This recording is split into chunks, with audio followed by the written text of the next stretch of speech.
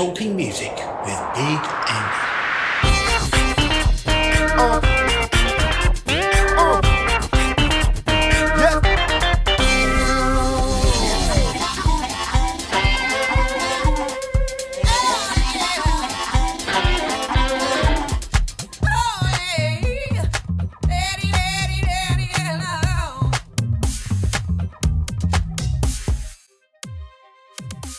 In this episode, Karen Bella is talking music with me, Big Andy.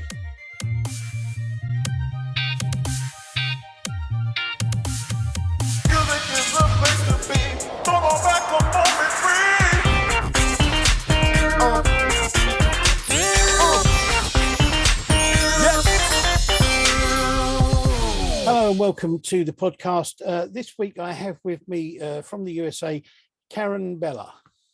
Hi. Hi. Now, everywhere I've seen stuff about you, it just says singer-songwriter. Mm-hmm. Now, that's become almost like a genre title. Mm-hmm. But within that, there are so many different styles.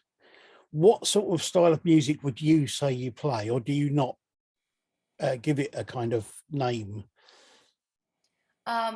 Well, I personally don't believe in labels, because I believe when you say I am this, then people go, oh, you're inside of this box. Yeah. However, for those who labels are also important on the other hand, because then you can give someone a direction who may not understand your labelless direction. Yeah. So I am a mixture of acoustic rock, pop, folk with a tinge of R&B, and because I'm so influenced by so many different genres of music, growing up listening to everything from Pavarotti to Engelbert Humperdinck to Elton John to Marvin Gaye to Mariah Carey to Taylor Swift to Dave Matthews Band and everything in between. I listen to heavy progressive rock metal like Dream Theater or Symphony X. I listen to screamo, emo punk music like Blindside or 30 Seconds to Mars. I'll listen to bubblegum pop like Britney Spears. And then I'll listen to things like Jeff Beck, which is all mostly guitar instrumental, like the high smart musician technique thing. Yeah. But you learn, so I listen to so many things because you can incorporate that into your own music. And so because I play a guitar and it's acoustic and it has a more coffee house sound, that is the typical sound of the singer-songwriter. But when you hear my produced music, you'll hear country, you'll hear folk, you'll hear me singing in a blues style. And so it's just a mixture, it's a gumbo of everything. Some people call it Americana, some people say rock pop, folk, R&B. Some people say singer-songwriter. Some people say triple A. No, well, that's a very yes. That's an answer that answers every question. Interview over. So how did you actually start in the music business? I mean, what made you actually say, this is what I want to do with my life? It's something that I always knew that I could do in the comfort of my own home. And from ever since I can remember my first memories, I always was doing something with music, arts, theater. And in the earlier part of my childhood, I enjoyed it for myself. And doing this in front of people was a very uncomfortable thing for me because I was comfortable at home. Outside of home, I wasn't comfortable. I was getting criticized. I was getting made fun of. People judge. That's just life. That's reality. You're going to do anything in public, someone's going to look at you and go, yeah, she's cute, but I don't like her hair, or I don't like what she's wearing. And that's fine. It's none of your business what people think of you. But as a child, you don't understand that. So it's something I loved. It was something that I felt like I was good at doing. I didn't have a lot of friends growing up because kids were mean in school, and it is what it is. Um, and so it's something that I turned to. I the music business, I didn't do music so that I can go into showbiz. Showbiz is something that you have to do in order to do what you love. You Yeah, understand? And so I yeah, had to learn, I had to make a lot of mistakes. My family had to make a lot of mistakes. I had to learn the hard way. And we are now in the age of the do-it-yourself independent artist. So we are learning a lot of truths that haven't been out. And I'm learning from other people who are doing it themselves. And I'm also learning that by doing it yourself, you do need a team. You do need help. So yeah, I have to figure out, how do I get to a point where the people that I need to help me come and go, oh, I really like what you do. You know what I'm yeah, saying? And I'm talking about like labels or management, PR people. So I've always been doing this since I was a young kid, and show business is just part of it. yeah. And there is no business like show business. That's very true. It's very, very true. You recorded, you released your first album, Ordinary Girl, in 2013. Mhm. Um, so was that all self-recorded, or was it all? Did you do all of that yourself? So that record was released for the purpose of releasing something, regardless of what quality it was. I was working with a bunch of producers, and they kind of, we had all these songs, all these materials, and uh, in the end of the day, we couldn't meet eye to eye musically as well as contract wise. And so I went a different way, and I was kind of lost because I relied on other people to produce my music and get things together. And at this point, I wasn't independent with as a musician. I didn't know how to produce. I didn't really even know how to play guitar at the time. So I took like 4 or 5 years, and I really focused on improving my songwriting, playing, and it I didn't have a goal. I just started doing it. I was completely broken from separating from these group of talented producers, and I said just start writing. And then I met somebody who's like, hey, I know someone who has a studio. You want to just do guitar and vocals or piano vocals, just get something recorded, something down. So I Yeah, started doing that, and then I started using like a free software on my computer called Audacity. And I yeah, didn't have any money, I didn't have anything to record with, so I used my iPhone as a microphone. And then I would send it to my computer and then put it on Audacity. And then I would like produce and mix in a poor amateur quality, but I needed to do that for myself. So I yeah, released all these songs. I did not care if anybody listened to it. I didn't care if the quality was good, bad, but it got me to it got enough attention where people were happy hearing what they heard. And then when I worked on my next project that was released in 2020, I mean, at this point, I I I became the person that I am, and I'm so lucky that I got to meet the musicians that I met to help take my songs and give them the love they needed. yeah, yeah. You know what I mean? I So was so going that's to a say, story of Ordinary Girl. I was going to say, I mean, even though you say about the quality of it and that kind of thing, it was well received. I mean, it seemed to get a lot of attention, and people seemed to like it. So, Yeah, so you know, surprisingly so, we are hard on ourselves. I'm sure that you're hard on yourself too, and like something about yourself, and we judge ourselves so harshly. And I'll listen to a song and I go, "Oh my God, how I would never release that now." But at the time, that was where I was at. That was the way yeah, my voice sounded. That was where my songwriting was at. And so, you should never be embarrassed about where you were at the time you were.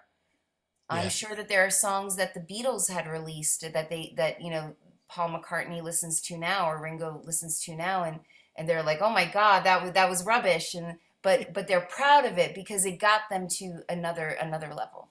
Yeah, definitely. And I love that word rubbish, by the way. I know that that's a word that's used over in the UK, but I think it's such a great word. I use it a lot. It is. It's a good word. I like it. So you had a bit of a setback, which is the fact that in 2020 you started gigging, Hmm. and then you broke your wrist and you needed surgery, Yeah. So and took you months to recover from it. yes. So on top of the fact that the world shut down and I didn't perform for like 4 months and I wasn't making an income, once music started coming back in New York, then I fell after a gig. I slipped in my restroom and I landed right on my left wrist, which is the cord wrist, and I had surgery. And I Oh, still have this scar. It's nasty still. that's I love yeah. it.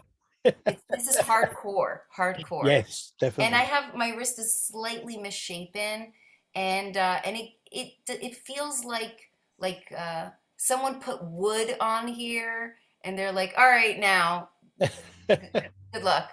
But it took about 2.5 months of feverish physical therapy, Wow. doing it on my own, and I started playing much sooner than I expected, but not well. And the culprit that made me play sooner than I was ready for was that somebody offered me a gig to sing and play the guitar for 30 minutes for $750. I don't care if I lost all my arms, I'm playing that gig Yeah. somehow. So I had to reteach myself how how to play because my Yeah. fingers were so everything was so beaten up. It's like I would move my finger, it would go to an incorrect string. So it was a nice challenge from the brain to the hand, and you, it's amazing how your body can heal. It's Yeah. really Yeah. amazing. So Did it yeah, ever, now I feel great. Now I can do a lot of stuff. I was going to say, did it ever worry you that you might not be able to play again? Absolutely. But but what helped me was my doctor said to me, uh, first of all, he saw me for free, okay? Because Wow. my insurance didn't cover him. So he saw me for free the next day, and he's like, "Listen, there is a way for us to get this under your insurance. But I'm seeing you now because if you're concerned you'll never be able to play again, you won't if you don't get the surgery done. Yeah. And anything that has a knife in it, it concerns you, right?" Yeah. Yeah. Then after my surgery, a friend of mine, whom I just spoke to on the phone, um, he and his wife came to visit me, and they brought me an article that spoke about Tom Petty in 1984. He punched a wall with his left hand because he was really pissed off that his song didn't come out the way he wanted it, or something like that. And Yeah. he shattered so many things in here. And doctors from all over the world looked at his hand and they're like, listen, sorry, but there's just no salvaging this. Like, you're never going to be able to play. And he's Wow. like, F this. And 9 months later, he started playing again. And I said, if Tom Petty, the late Tom Petty, could get back in action, there's no reason why I can't. No. No. So that was inspirational. But then you got COVID as well. Yeah. By the way, I've had COVID 3 times, Wow. That's and I'm vaxxed 3 times. But I will say this from my experience. The first time was a mild case. I got it in December of 2020. Mm, I don't know how, because I took every precaution, right? It happens. And it took me 5 months to recover. The actual having COVID itself wasn't as difficult as the recovery was. yeah. And being someone in their 30s, our bodies are able to snap back much sooner than someone who's in their 70s, right? Yeah. But I did not feel like I was in my 30s. I felt like I aged significantly. I did a lot of acupuncture. I took a lot of vitamins. I changed my eating habits completely. And then and then I got it a second time. Then I got vaccinated twice, right? And then I caught it a month after the second vaccination. Now, it was an incredibly potent um, version of the virus. I think it was the Delta because it felt very different, and it Yeah. was like attacking the lungs, attacking your sinuses. That's it, hardcore. Uh, I was bad for a couple of days, and I didn't know what it was. Yeah. And then um, I snapped back to normal in like 2 days. Like I was never sick before. So Wow. I don't know if that was from the vaccine, Yeah. right? And then I got it a third time again at the end of December, and I didn't know it was COVID because it was so mild. I just thought, oh, I always get sick in the winter, right? Yeah. Yeah. Most of us do. And so then I tested. I was sure it wasn't, and it came back positive. And then I snapped back to normal. Yeah. And that was after the third vaccination. So I think that the vaccination for me helped me to fight it off in a way where I don't have lingering side effects from it. Yeah. But Yeah. every body is different. I'm sure that there are people that have gotten Absolutely. vaccinated that said, I'm still recovering. Yeah. You know No, what I'm no, saying? no. So But you're okay now. I'm okay. Good. Uh, Maybe here not so much, but other than okay. So let's have a look at a clip from a video. And back in 2010, I wrote this song to remind myself that I'm not alone, and for anyone else who may feel alone. You don't have to be alone on Thanksgiving. Don't have to be alone. You don't have to be starving on Thanksgiving, 'cause you got a friend in me. We'll have tofurkey if you don't like turkey. We'll make salad if you like it. Maybe we'll get rid of it and make some tacos and sweet potatoes. Better nice, you don't have to be alone this evening. That's no fun. You don't have to be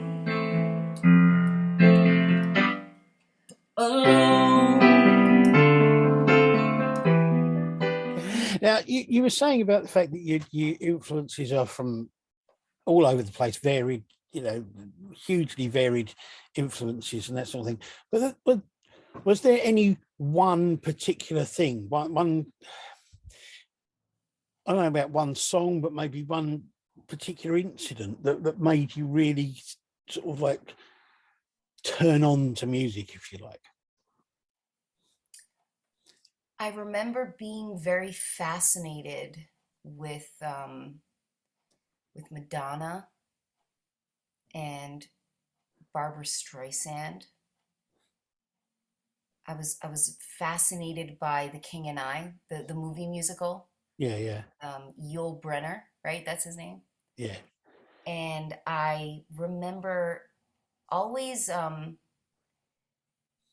just remember, like, Janet Jackson and Paula Abdul. I remember always being glued to the television, looking at these beautiful women, but I don't remember ever looking at any beautiful man as a kid. I remember like I remember seeing the John Lennon Imagine video, and I'm just watching it, and it was just so almost like otherworldly, like yeah, seeing Yoko opening the white blinds in the room, and it almost looked like I'm watching a scene from heaven.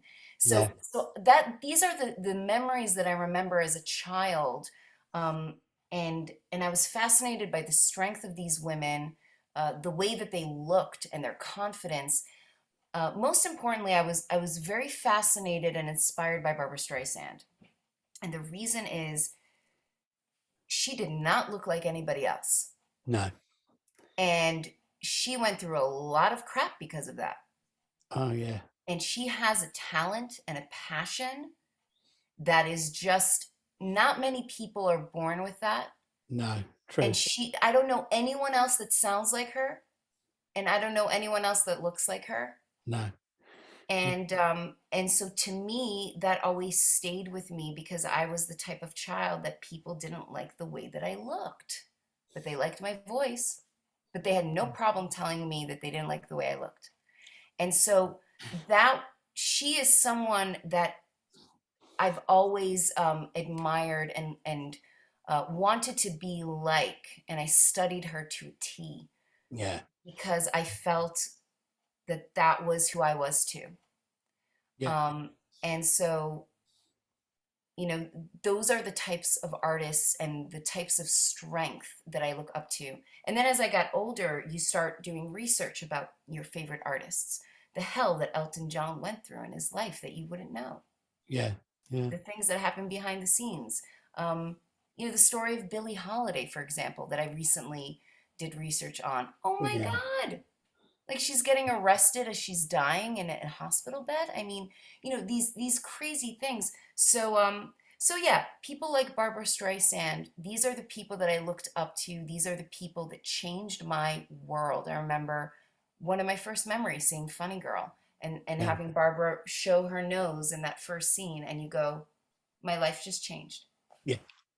Yeah. Yeah. No, I mean it's one of those things. I think the thing is it's about seeing people that you can relate to, and seeing incredibly. When I was growing up, um, all the male singers were sort of like these sex driven rock gods, you know, and they had masses of long hair and they had their shirts undone to their Hmm. waist and skin tight trousers. And I thought, I can't look like that. Hmm. There's no way I could look like that.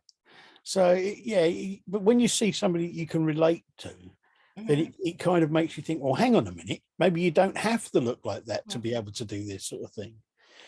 And so yeah, it does make a big difference seeing people that you can, relate to and that you can see yourself in. 100%. So you've released another EP. Was it 2021?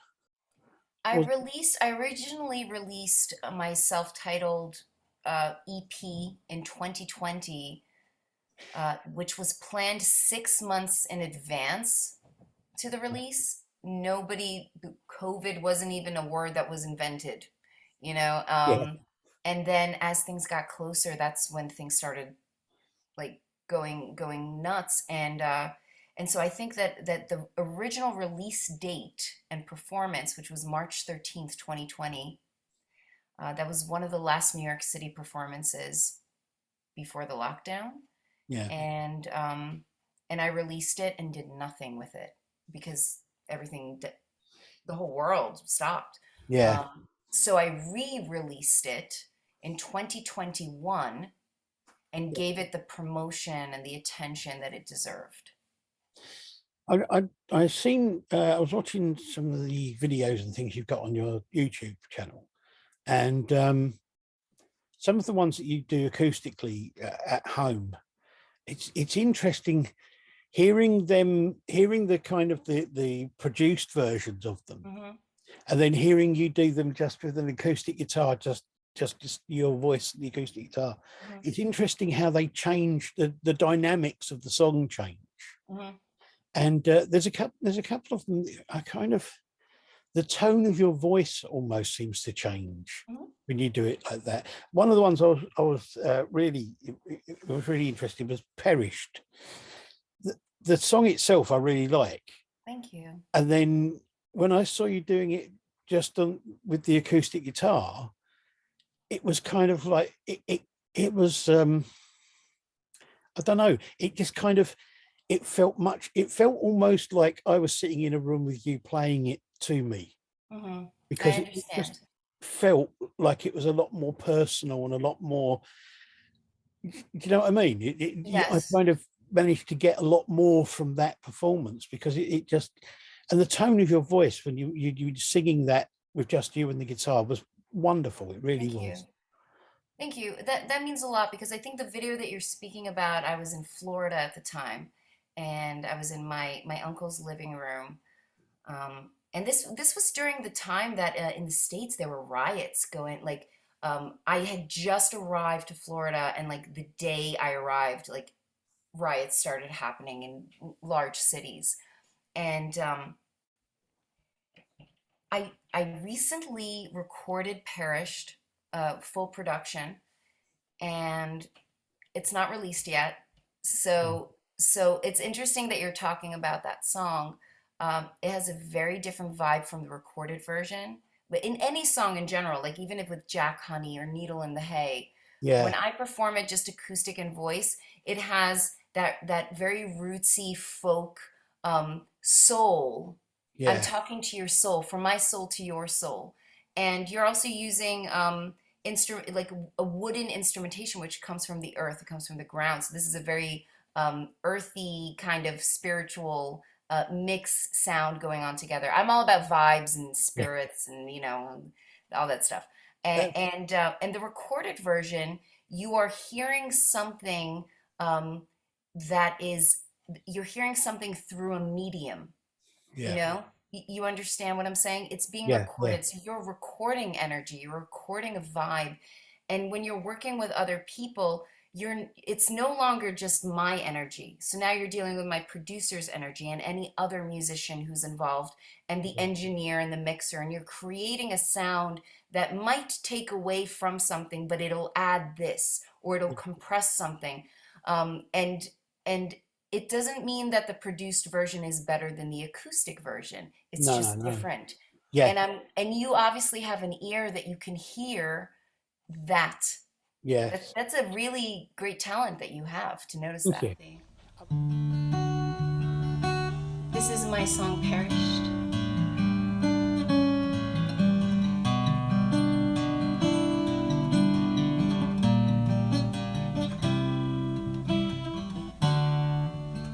Stranded on this highway, on my way to you. Four cylinders gone perished, with a choice to walk from here, be on my way to you. With cylinders that perished, I call you here, I pause, you steal my heart by talking. Oh, the love you speak of's not for me. You try to refine a different tone resulting with cylinders that perish by the rain.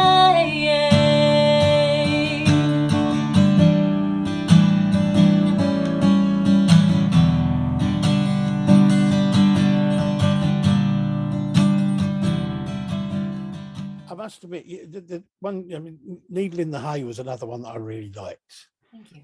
And I mean, Jack Honey it's got to be mentioned because it's a fantastic song Thank you. and a fantastic video as well. Thanks. And it's really weird because that was the first thing I saw of yours, Oh, and wow. I thought, oh, she's a country artist because it sounded like country rock. Hmm. And then when I listened to some other things, I thought, no, she isn't country. She's more than that.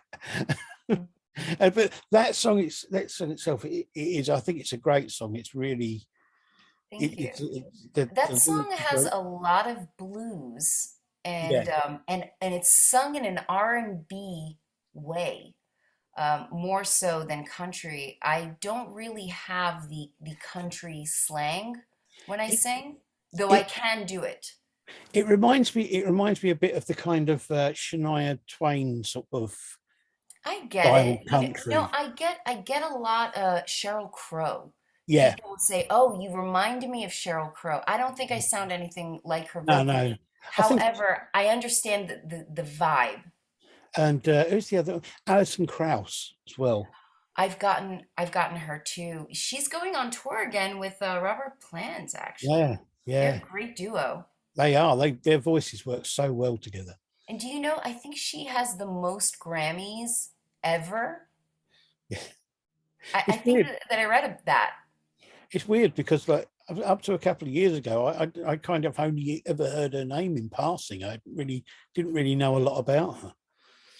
But no, as I say, that style of country, that kind of it's country, but it's got the kind of the blues rock sort of Yeah. And then thing. that's what they call Yeah, Americana. yeah, But I'm not Americana enough.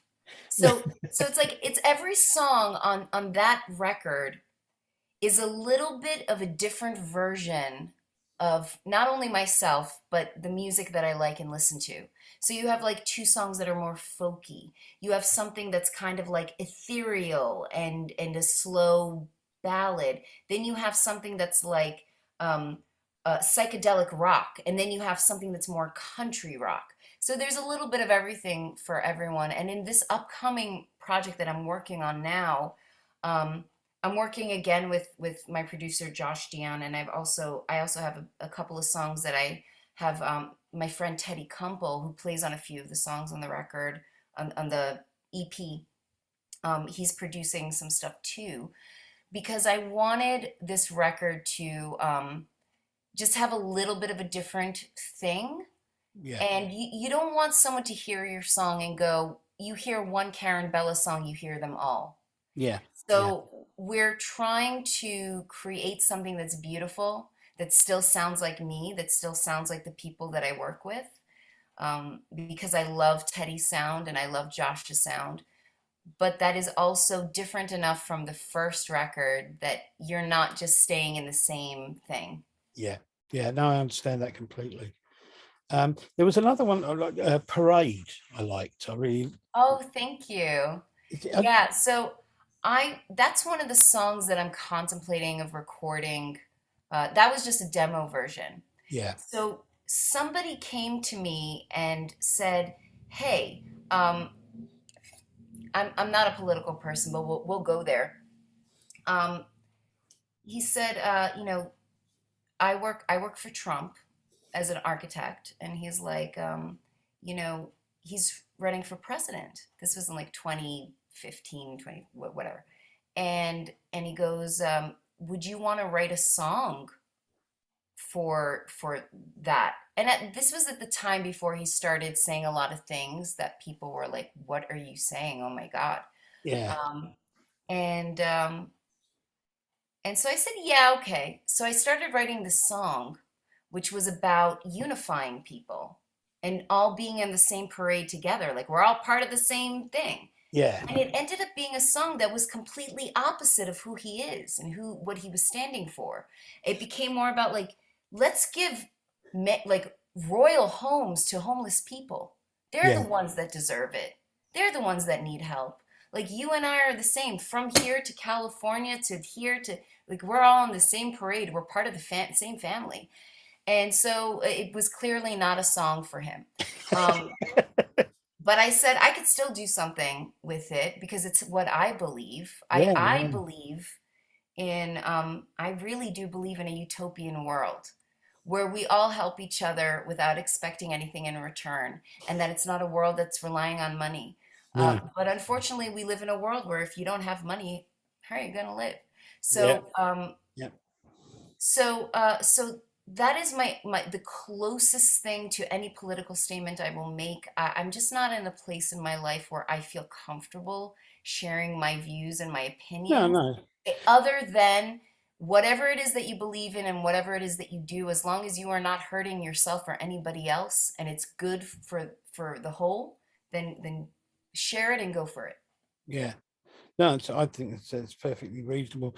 I mean, there is there's this expectation sometimes that everybody who has a platform should use that platform to deliver a message. And sometimes you don't want to do that. Sometimes you just want to spread joy and happiness and just entertain. You Yes. don't want to have a message. You just want to entertain, Yes. and that's enough in itself. Because I think I've always believed that the one thing that people who have a message quite often get wrong and miss out on is the fact that people need joy. Yeah, People we do. need to be happy, and continually battering people with a message doesn't make people happy. So you need the entertainment, you need the joy Mm. as well. Well, And you know, that's what we're here for. That's what all people, I believe, right? I'm only saying what I think. I'm only saying what I believe. I'm not speaking for anybody else. I believe that part of our job here on this planet, we're all born. We didn't ask for it. We're here. Boom. So while we are here, what are we going to do with this gift of life? We all have the choice to choose what we want to say, how we want to say it, where we want to say it, and how we treat other people. And um, and that's really it. So I choose to take what gifts I was given from God, from genetics, of the gift of song, and to do my best to share what I think in my head and in my heart. And I hope that it resonates with you and I hope it heals you in some way. I had a friend tell me the other day, he said, when you sing, it's as though you put people in a trance because it's the tone of your voice and the frequency of your voice and the way that you play the guitar that is very soothing. yeah, And that's really the only way I can think of helping people on a large scale. We can help individually, like I can give you a phone call and say, "Hey, how you doing today? Are you feeling all right?" That's one way of helping people. I think social media is a great platform to spread good things and information, to spread the truth. But it's also a platform where you can spread propaganda and where you can spread negativity and blather away.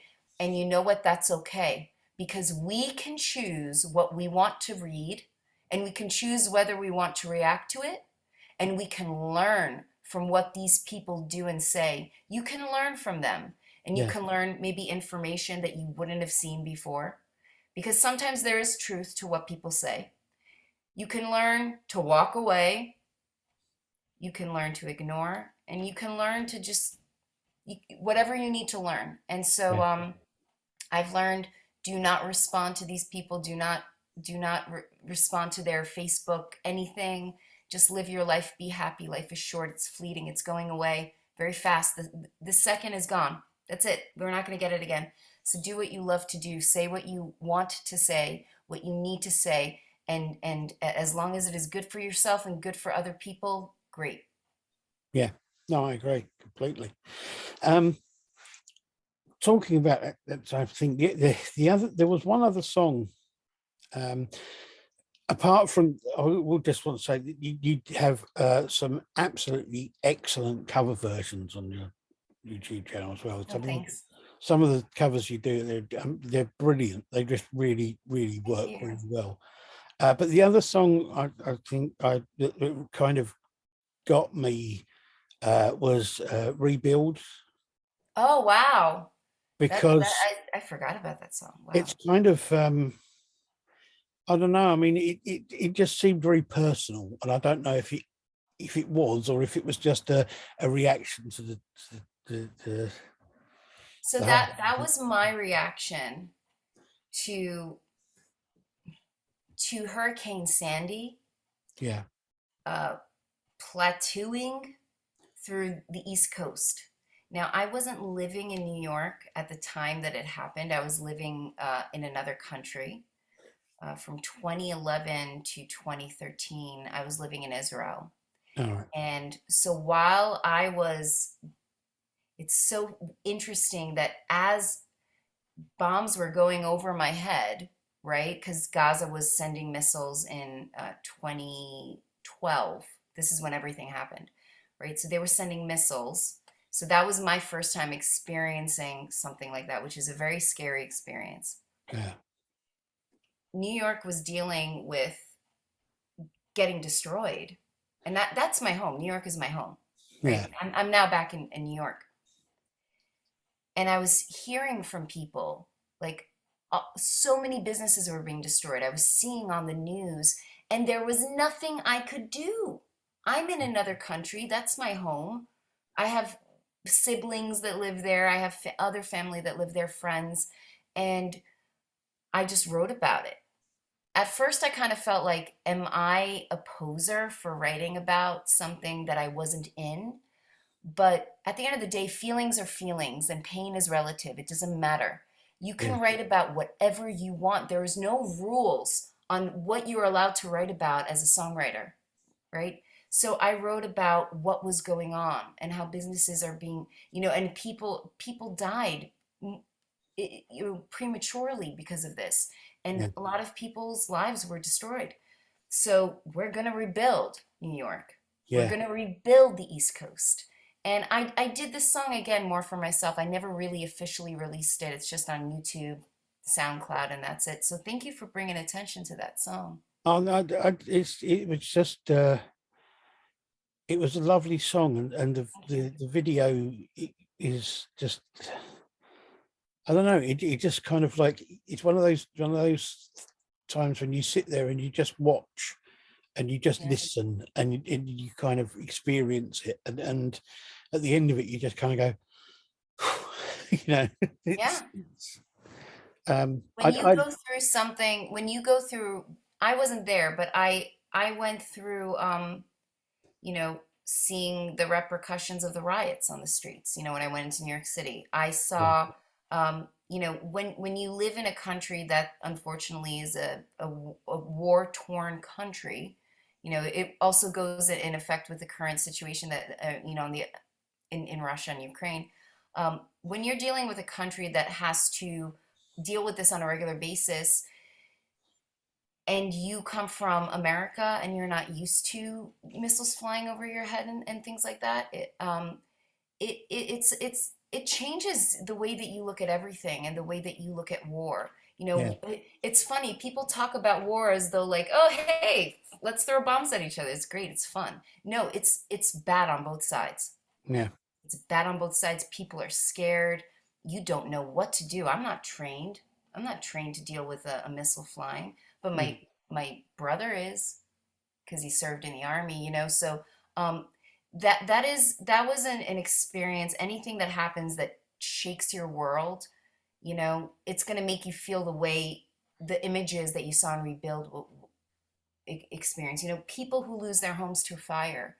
It's the yeah. same thing. It's traumatic thing. So yeah, Oh, you what you were saying about the fact that you were in another country, but New York's your home. It kind of I can't remember. I think it might have been Billy Joel.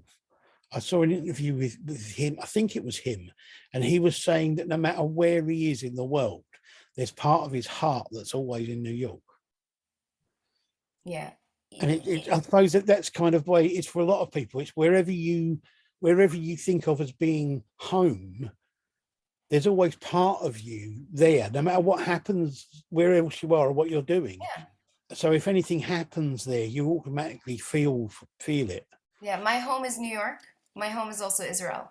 So like a part of me is always there, and there's this feeling that, like, I don't know if you've ever been there, but when you literally step into the airport, there's this feeling of I'm here, I belong.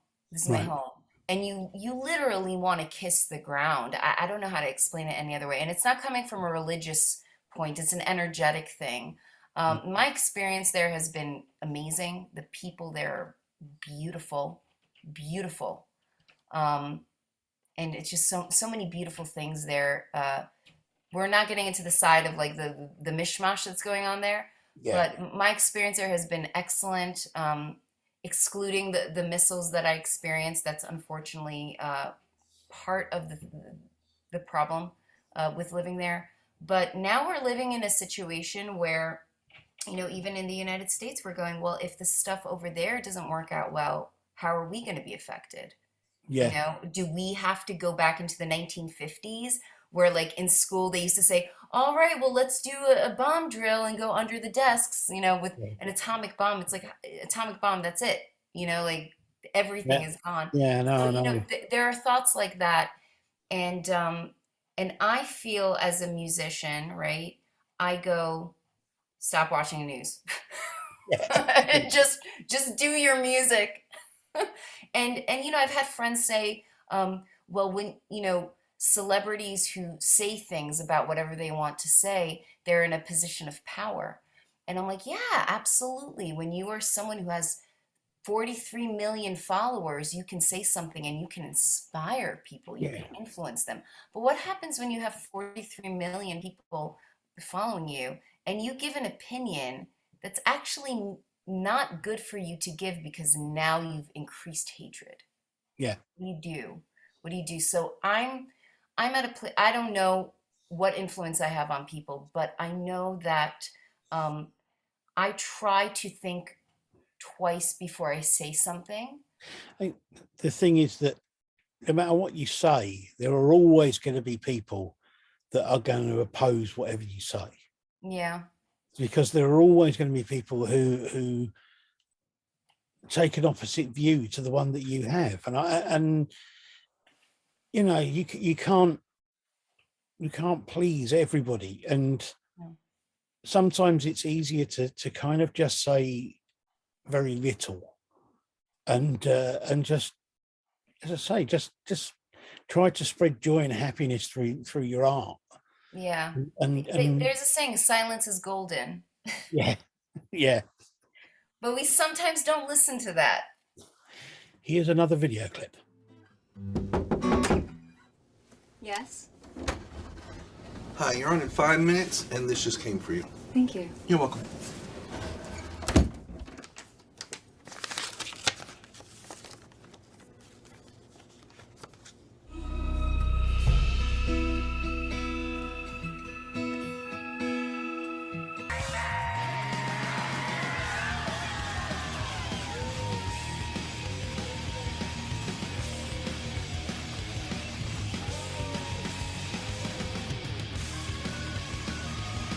Your pretty blue eyes were a vacant disguise when you went away. And the home that's inside eating me alive, keeping me awake. I swear all my life I never see color as vibrant as I did when I got to see. Behind cemented feather cracks in the walls that kept the secret of your beauty.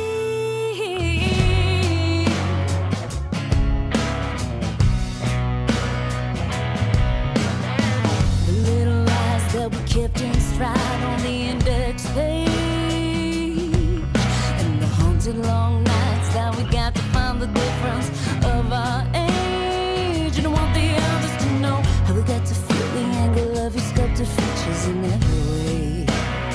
Did I want my lovers to know, could see the ups and downs and in and out and in between the clarity.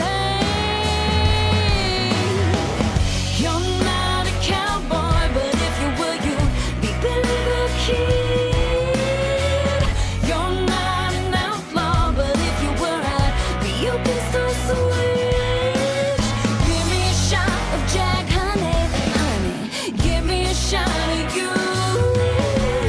Give me a shot of Jack, honey, honey. Give me a shot of you.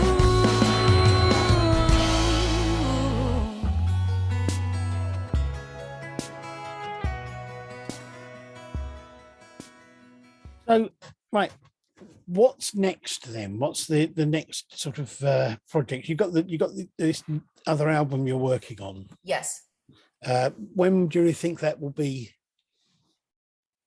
released? I would love to say that I hope by the end of this year or for sure next year, I'm hoping that I can release something. I'm trying to, you know, I think like 4 songs in, 4 or 5 songs in.